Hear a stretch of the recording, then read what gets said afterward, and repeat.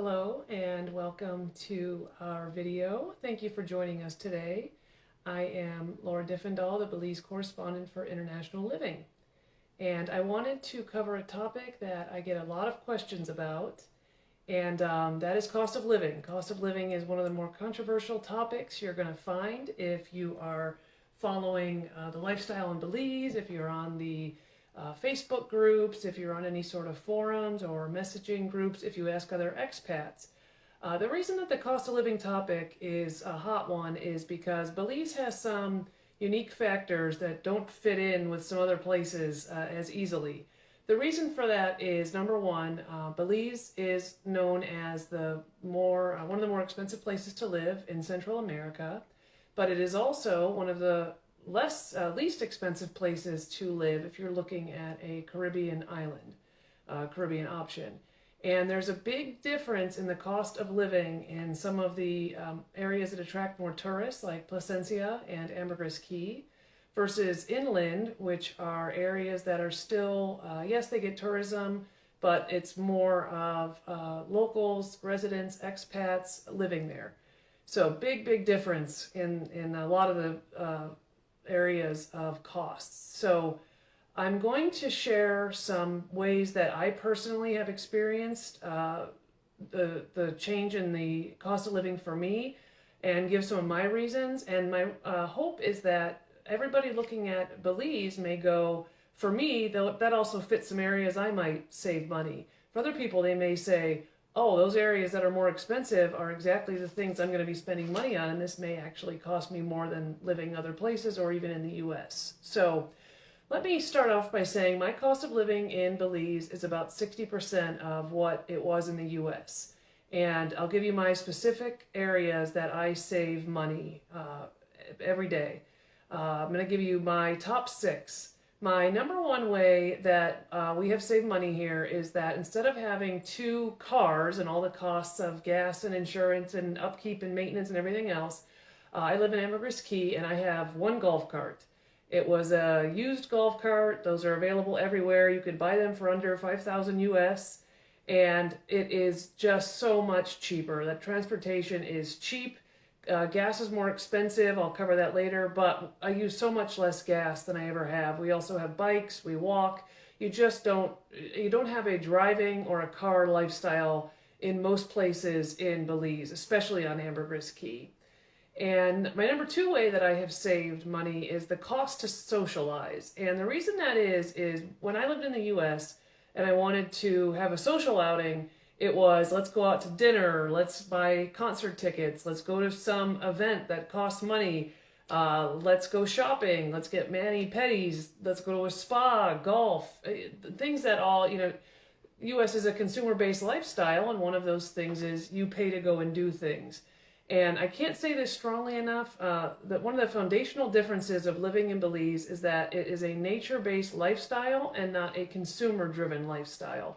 So if that matches the kind of lifestyle you are looking for, you are going to save a lot of money. I could give you a brief example, and that would be typical Friday night in Belize, when it's going full out, which we are still not there yet. But it would be maybe going to watch live music at a friend's bar. And because of the tourism culture, even though Ambergris Caye is the most expensive place to live in the country, there's going to be dinner specials and drink specials. There's typically not a cost to watch live music unless it's a bigger name. And most expats walk around with their own cup. They'll bring their first drink to the bar with them. You certainly can't do that in the US. So you don't need to get an Uber. There is no Uber here anyway. And by the time you get there, you have your first drink already. You buy a couple more Bellicans, and local rum and beer here is very reasonable priced. Local drinks are usually around 2 or 3 US. And so you've got free entertainment, you've got an open air bar. The experience is generally you're on the water, you've got the ocean breeze, you're under a thatched roof, and you're enjoying the company of the other residents, locals, expats that live there. And so that doesn't cost you anything as compared to dinner out with friends, concert tickets, and the higher cost of food and drinks. The third highest way we save money in Belize is that when you choose to buy in Belize instead of rent, the property taxes are significantly lower than in the US, and it is not a small amount, it is a very, very substantial amount. Most people pay less than $100 a year for their house or apartment condo that they buy. So you compare that to the US, where it can be 5 figures and up for especially something on the water, especially in a popular tourism area. It is a huge way people do save money. The fourth way that I have saved a lot of money is the lack of materialism in Belize. This goes along with the cost to socialize, but in addition to that, in the US, shopping became kind of a social outing or a habit that you get into. You know, there's these jokes about going to Target as sort of a hobby. And that absolutely does not exist in Belize. There is no shopping for a hobby here. There really isn't anything to buy, and I can't say this strongly enough. It looks a bit out of place to walk around with fancy things in Belize. You know, everything from a really fancy car or a golf cart, fancy shoes, bags, clothes, jewelry. Those things just don't exist here. You just lose, whether you look for it or not, you lose your desire for high-end things, because we're pack creatures. We kind of follow what other people around us are doing, and if you are in Belize long enough, you will start to become a minimalist whether you wanted to or not. You just sort of lose interest and lose desire to buy things. The fifth way that we save money here, and I just experienced this one over the last month, is on medical. And although Belize maybe gets lower marks for the sophistication or specialized medical care, this past 2 weeks, I went to a very good dermatologist. That's a specialized doctor. I also went and my husband and I both got physicals, and we got tetanus shots. So for 2 tetanus shots, 2 physicals, a dermatologist visit where I did get 2 medications, the total cost for all of that was $125 US.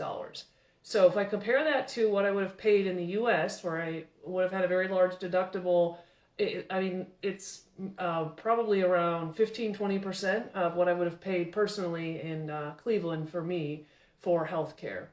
And the sixth way that you can save money in Belize is on some services here. This is an area that also can be a little controversial, but the labor cost in Belize is very, very low. Although Belizeans do have one of the higher wages in all of Central America, wages for things like somebody to clean your house or do generalized labor are around 25 US a day. And that's here even on Ambergris Key, the most expensive place. So those are my top 6 reasons. Everybody's are going to be a little bit different, and I'm sure there's going to be comments on here that other things that people found more expensive, but I'm going to go through what some of the things people will say they overpaid for, and I've done this personally. Number one thing you're going to overpay for in Belize are if you break your cell phone, if your TV goes on the fritz, if you need a tool, a specialized tool for something, any sort of appliance, you are going to pay more in Belize. Belize is not a manufacturing country. Everything has to be brought in, paying duty on it. The duty is relatively high. And so this is one of the reasons materialism has not caught on here, is that it is expensive. So a lot of people, you can find ways to ship things in. This is not a huge issue, but you do pay more, and there's a bit of that scarcity mentality, because if something breaks, you do feel it more than you do in the US. You can't just run to Walmart unless you're in Corazal, which is one of the reasons Corazal is very popular, is you can just run over to Walmart in Mexico. I did mention gas, and gas is right now about $4 US a gallon, but for most people, unless you're living out in Cayo and driving all the time, you use so much less gas, and especially, I don't know anybody who has 2 vehicles. So, you know, with a golf cart or 1 car, you're just using so much less gas.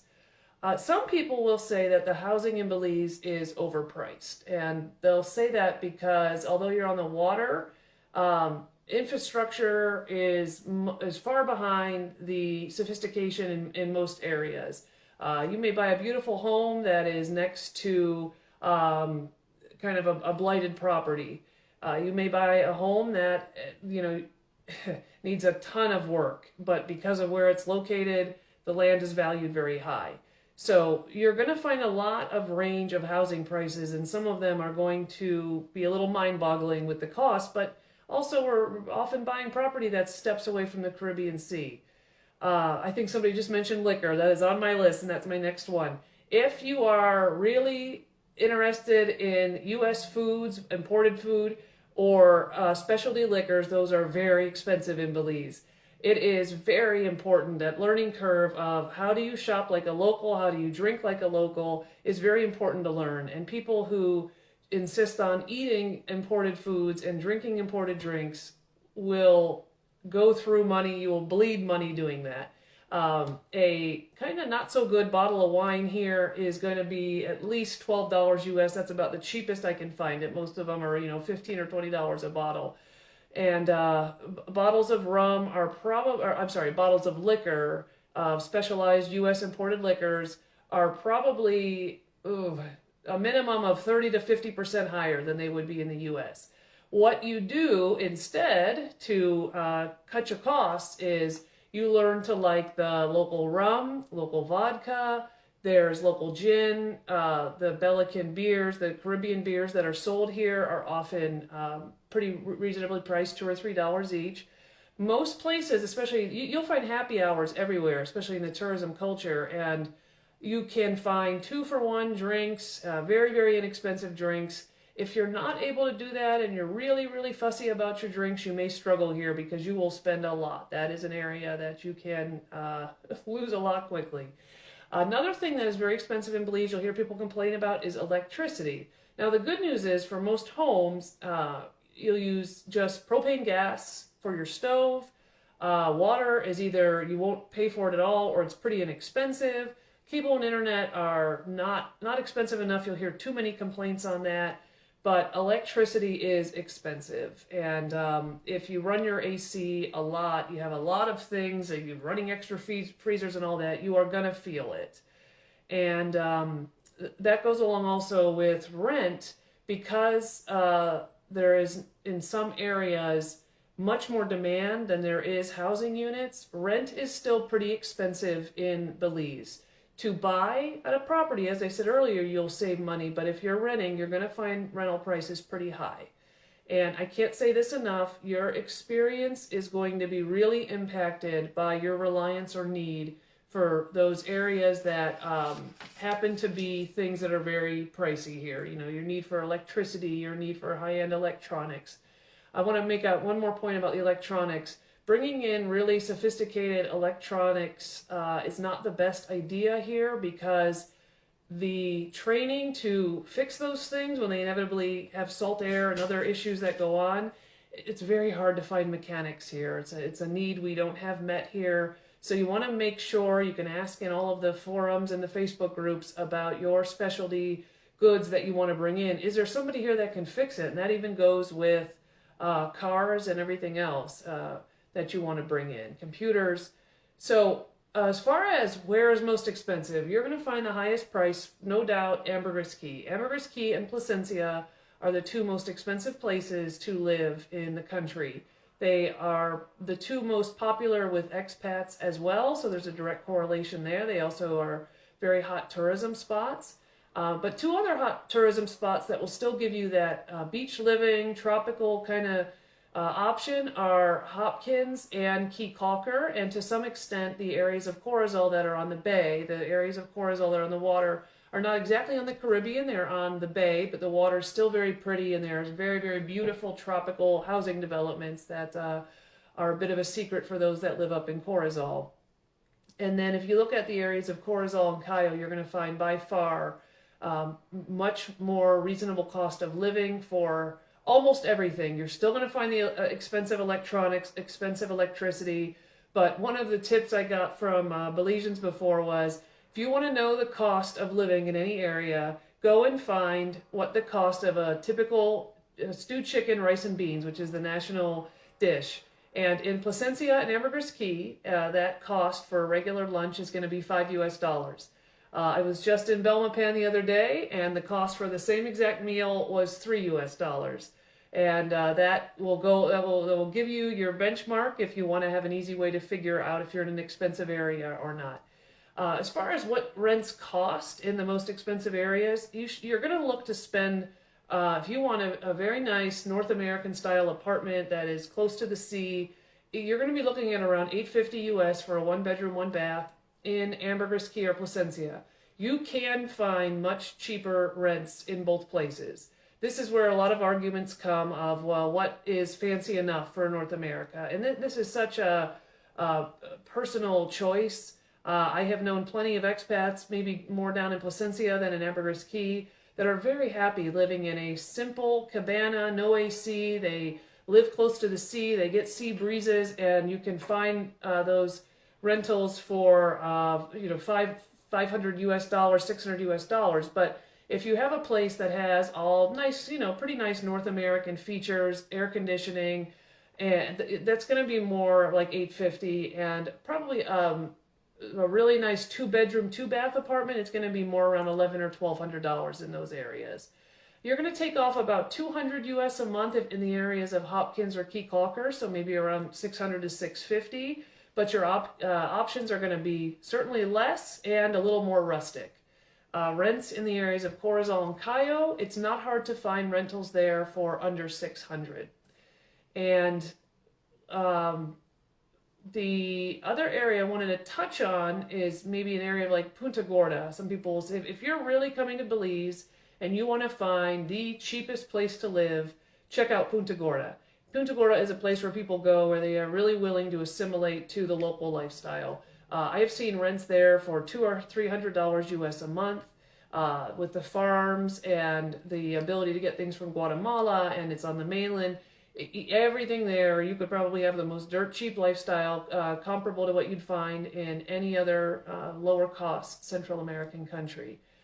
And the last thing that I want to point out is that when you come down here, one thing that you are going to want to do is look at the difference in cost. For example, in Corozal, if you want to live in an expat neighborhood, the cost of rent in those neighborhoods is going to be substantially different than living in town. This is also true of Cayo. Cayo and Corozal are going to offer some options that are not available in Ambergris Caye and in Placencia. For example, in Cayo, people will live out in the jungle in a Mennonite cabin, which you can get for under $20,000 US. You can do solar for your energy. You can have your own farm, and you can live in a very, somewhat rural, isolated lifestyle for very, very inexpensive. So you're going to find, for example, on the Facebook groups, and I know there's a lot of controversy, especially with this recent movie out about social media, but I want to stress that Belize runs on Facebook. Belize is a small town place, and to get a great array of opinions and ideas, there are such wonderful Facebook groups in every area that you can find out details about cost of living, current rentals on the market, lifestyle, events, crime. Every single facet about each area that makes it unique will be covered in these specific Facebook groups. And another good Facebook group to join, which has about 15,000 members. They tend to be a little bit brutal sometimes. They are honest, and you'll get a range of long-term expats, new people, is the Belize Expats group. It's just Belize Expats, very easy to find. And I always encourage people to do research on those groups, because you're not getting information from one person, you're getting information from a huge array of expats that are going to go down there, and you're going to see everything from the most negative to very positive opinions, but it gives you that full picture.